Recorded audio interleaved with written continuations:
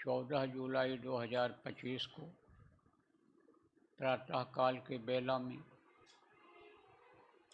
ये 24 घंटे का साधना शिविर रजनी विहार आश्रम जयपुर में संपन्न हो गया। ये बराबर हर रविवार को लगेगा और सोमवार को ख़त्म होगा। सुबह 5 बजे से नाम ध्वनि शुरू हो जाएगी। 7 बजे से फिर साधना में बैठ जाएंगे, सुमिरन करेंगे, उसके बाद ध्यान और भजन। यह अखंड चलेगा। कब तक चलेगा? रक्षाबंधन तक। रक्षाबंधन में नया आदेश जो मिलेगा उस हिसाब से करना रहेगा। देखो प्रेमियों, प्रार्थना बोलते हैं अपने लोग, क्या लेकर तू आया जग में, क्या लेकर तू जाएगा, सोच समझ ले रे मन मूर्ख, आखिर में पछताएगा। महात्माओं ने तरह तरह से समझाया है कि जब आदमी सोच समझ करके काम नहीं करता है तो बाद में पछताता है। इसलिए समय पर अगर चेत करके होश में रह करके काम किया जाए तो बाद में पछताना नहीं पड़ता है। तो कहाँ कुछ लेकर जा नहीं सकते इस दुनिया संसार से। और क्या लेकर आया तू? ये जो सामान इकट्ठा करते हो, घर मकान बनाते हो, घर की सजावट करते हो, कपड़ा जेवर गहना सोना चांदी, ये सब आप जो रखते हो, ये कुछ लेकर जाओगे? इन बाहरी आँखों से देखने वाली जितनी भी चीज़ें हैं ये उधर जा नहीं सकती, सब यहीं छूट जाएगा। तो कुछ लेकर नहीं जा सकते हो। लेकिन कहते हैं क्या लेकर तू आया जग में। जिसने नहीं देखा वो क्या समझेगा क्या लेकर आए हो। लेकिन जो जानकार हैं, जिनको संत कहते हैं, वो जानते हैं क्या लेकर इंसान आया है। सब कुछ लेकर आया, सब कुछ लेकर आया है। तो कहाँ रख कर लाया? मुट्ठी में लेकर आया। बच्चा जब पैदा होता है तो मुट्ठी बांध कर पैदा होता है, तो मुट्ठी में लेकर के आया। क्या लेकर आया? अर्थ धर्म काम और मोक्ष। अब आप ये समझो कि रुपया पैसा कमाना, इकट्ठा करना हाथों से, यह अर्थ नहीं है। अर्थ का मतलब लोग कहते हैं धन। धन इकट्ठा करने का मतलब नहीं है। जो महात्माओं की बात है वो सबके समझ में नहीं आती है। देखो गोस्वामी जी महाराज की चौपाइयों पर, एक एक चौपाई पर 52, 54, 50, 60 लोग बताते रहते हैं, समझाते रहते हैं।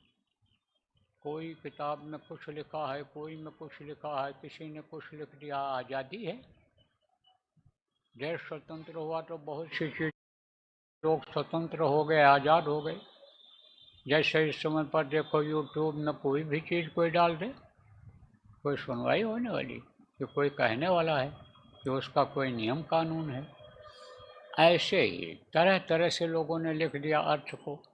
लेकिन अर्थ का मतलब ये होता है कि मनुष्य शरीर पाने का अर्थ समझो, मतलब समझो, ये किस लिए मिला है।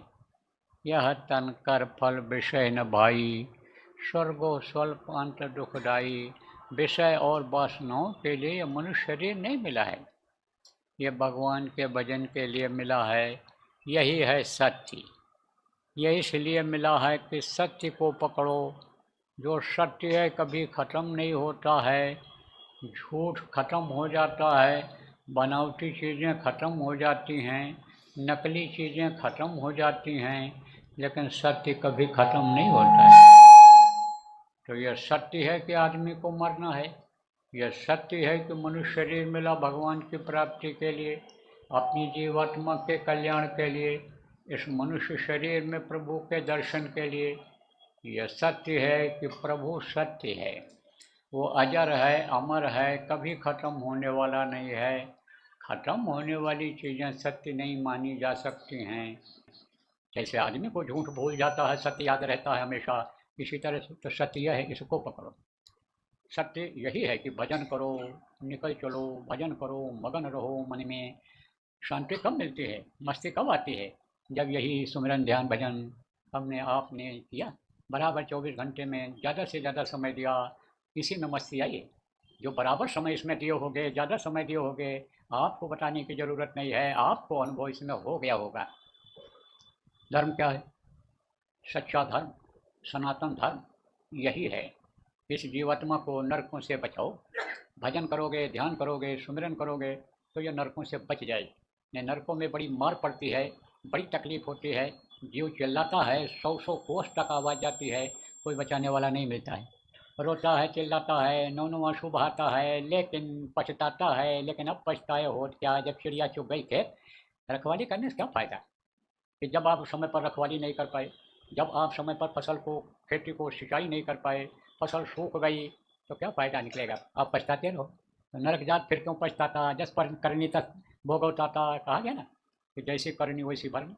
करनी खराब हो गई आदमी, खान पान खराब हो गया, चरित्र खराब हो गया है, हिंसा हत्या आदमी करने लग गया, उसके मांस को खाने लग गया, अंडा खाने लग गया, शराब पी करके ऊधम मचाने लग गया, शराब पी करके अपराध करने लग गया, तो कर्म खराब हुए कि नहीं हुए?